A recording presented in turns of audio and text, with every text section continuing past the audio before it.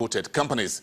He also went ahead to sign a memorandum of understanding with the Economic and Financial Crimes Commission to secure criminal actions against some big market and company officials undergoing investigations and prosecutions on allegations of various impropriety.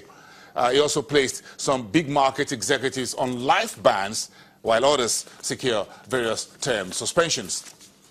While his tenure lasted until this suspension, Gwarzo superintended the securities market growth, the 10-year roadmap, which was put together under the Aruma Hotels administration. And according to sources in the market, it brought investors' confidence back in just 2 years. So, when looking at what Mounir Gwarzo has been doing and his tough stance on big cases involving big firms and big institutions on the marketplace, I sat down with him in January this year to a one-on-one interview to ask him a few questions about what he's doing and why. Let's take a listen. Let's start with very current issue here in issues in market discipline. Talk to us, what is the state of the market on this? The market discipline has improved significantly. When we look at what the fractions in the market has been in the last 5 years or 7 years, it clearly shows there's a huge decline in terms of infractions that have been committed. We also at SEC have also upscaled our both investigation and enforcement mechanism. We have said it right from the beginning that anybody that crosses the red line, we will tell that person to get out of that red line, and whoever refuses to do that, would have no option than to take the necessary enforcement actions. And we showed a very good example last year, and even this year, a few companies have been suspended from the market. So I think everybody has taken the cue, and that discipline has been instilled in the market. There are a number of issues, and you will agree with me, that are yet to be resolved. Could you talk specifically to some of the investigations, perhaps enforcement, that you've been working on that you're carrying into the new year 2017? Well, enforcement is an ongoing thing. Sometimes we get opportunity to these operators, to have a discussion with them. What we're trying to do is to also restructure our enforcement mechanism such that there will be a lot of engagement and it's going to be more efficient.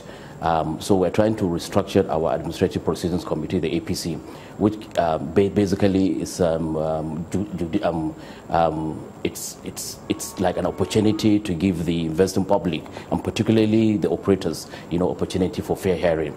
Now, because it takes a long time, we have now tried to strengthen our enforcement department, whereby we've given them opportunity to now invite those operators and to explain why enforcement actions, cannot be taken against them. We have also realized that we can actually take a lot of decisions without necessarily bringing such operators to the APC, Administrative Proceeding Committee, and we've done quite well. Currently, we are investigating 1 or 2 firms. One is already in court, so I'm not in a good position to speak on it. One is currently being investigated, and we are going to invite them for discussions. 2 or 3 firms have currently been suspended, but based on that, they have made an appeal, and we've told them that the only thing we can listen from them is when they're able to address some of the complaints from the investors. Our key focus is investor protections. Once you are able to address the complaints of the investors, and we see that you are fit and proper to operate in the market, we're ready to lift the suspension and allow that firm to continue to actually operate. As far as investigations and enforcements are concerned, are you satisfied with what you've done so far since you assumed office as the head of the SEC? I wouldn't say I'm fully satisfied, largely because we have limitations with respect to the criminal offenses, and most of the offenses in the capital market have a lot of criminal elements. But based on the way our law is structured, we can only we can only do the civil investigations. We cannot do the criminal investigations, and that's why recently I paid a courtesy call on the chairman of the Economic Financial Crime Commission, EFCC, largely to now collaborate with them and also to come up with the MOU that we had with them, such that whenever we refer case to EFCC, they should be able to handle those cases. And we also agreed to, and we have actually done that, seconded 3 of our very good staff, both lawyers and accountants, to also help them in understanding the intricacies of the capital market, because when you are investigating financial infractions, there's a difference between infractions committed in the banking industry and offenses committed in the capital market. So we seconded 3 of our staff to help them to do that. Our major challenge is we are only limited to civil offenses. We don't have a power to prosecute in terms of the criminal offenses. There are a few cases that are still standing. For example, you got a court judgment in favor of the SEC as far as the BGL group was concerned. What's the update on that particular investigation? Well, the court case we got with respect to the BGL enabled us to sit as APC, and we passed our judgment, and we have passed it to the necessary authority for approval. On the other case that we also sat as APC, we had also passed our judgment. You recall that we revoked the license of that company, and we also suspended those key individuals for the next 20 years from operating in the capital market.